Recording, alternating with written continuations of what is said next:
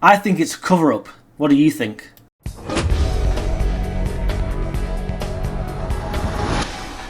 That scruffy tramp Jess Phillips appeared on the BBC, being asked by Naga Manchuti what and when and how this grooming gang national inquiry is going to take place. And let's just suffice to say, I'll show you now, her answer was pathetic. First time we've spoken to you since the Prime Minister announced that there will be a full national statutory inquiry into grooming gangs. And this is since the Casey review. So, when will the inquiry see a chair appointed? What is the time frame for the inquiry in terms of when it will begin and ideally end?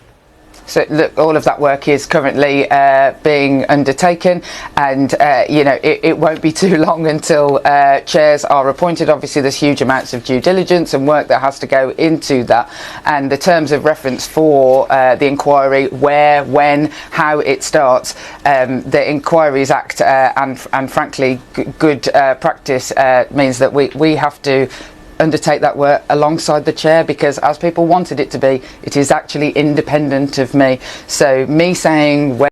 Looks like she's been taking lessons on Starmer on how to communicate with people, because that was a word salad, a load of shite, in other words. I've got no idea what she's talking about, and I'm none the wiser as to anything that's going to happen regarding this. She went on to say that Baroness Casey also recommended other courses of action, and that the inquiry wasn't necessarily the most important piece of important steps they are taking. This is a cover-up.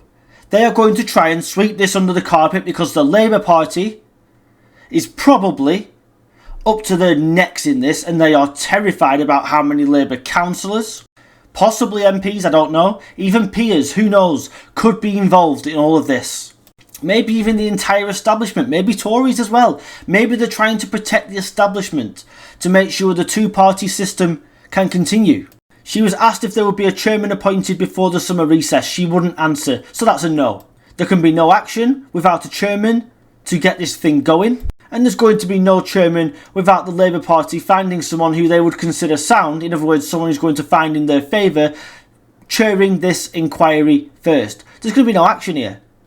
They literally don't care about the mass rape of young girls. Let that sink in. That's how much they care about your daughters, granddaughters, nieces, sisters, who are still at risk to this day because it's still going on now. If you voted Labour, you want your brains testing. And if you're even considering doing it at the next election, you should have the vote taken away from you.